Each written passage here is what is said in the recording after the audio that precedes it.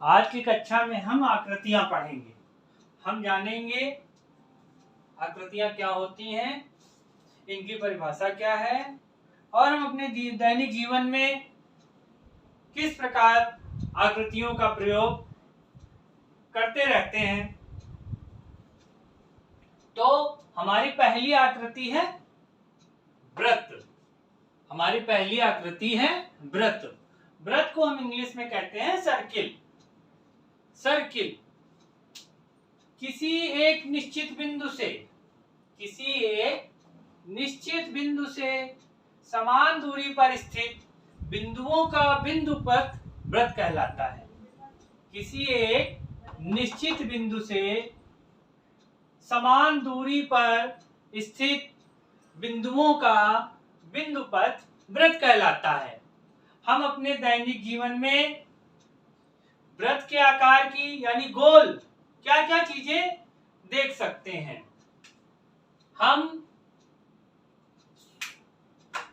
हम लोग सुबह जो रोटी खाते हैं वो गोल होती है। हमारे घर में मम्मी की चूड़ी गोल होती है। इस तरीके से हम पांच वस्तुओं के बारे में सोचेंगे कि और क्या क्या हमारे आसपास चीज गोल है।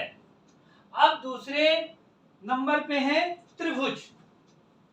त्रिभुज ट्राइएंगल, तीन भुजाओं से बनी बंद आकृति को त्रिभुज कहते हैं। तीन भुजाओं से बनी बंद आकृति को त्रिभुज कहते हैं। तीन कोण होते हैं, तीन कोने होते हैं, तीनों भुजाओं से बंद आकृति को त्रिभुज कहते हैं। त्रिभुज के आकार की क्या चीज हो सकती है? हमारी सबसे फेवरेट चीज जो हम लोग बहुत पसंद करते हैं, समोसा। समोसा जो है त्रिभुज के आकार का होता है, उसमें तीन कोने होते हैं। और क्या होता है? पहाड़, माउंटेन।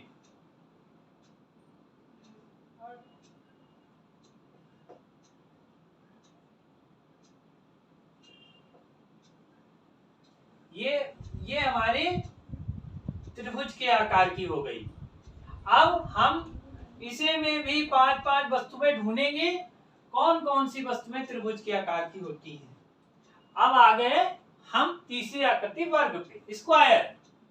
वर्ग जिस आकृति की सभी भुजाएं बराबर हो उसे वर्ग कहते हैं।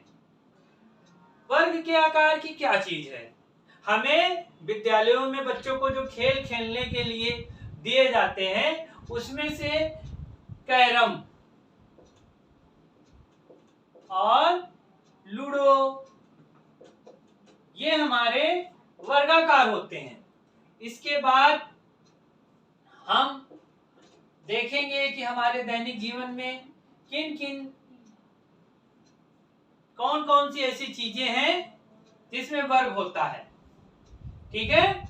उसके बाद हम चौथी आकृति हमारी है आयत, रेक्टेंगल।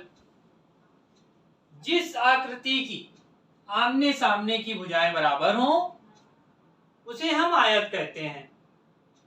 अब हमारे आसपास आयताकार चीजें क्या होती हैं? जैसे हम घर में प्रवेश करते हैं, हमारा दरवाजा आयताकार है, घर का दरवाजा आयताकार है। उसके बाद हम लोग दिन भर हाथ में लिए रहते हैं मोबाइल फोन, वो भी आयताकार है। अब इन सभी आकृतियों की पांच वस्तुएं, पांच चीजें आपको ढूंढनी है और दी गई परिभाषाओं को दोहराना है। अगले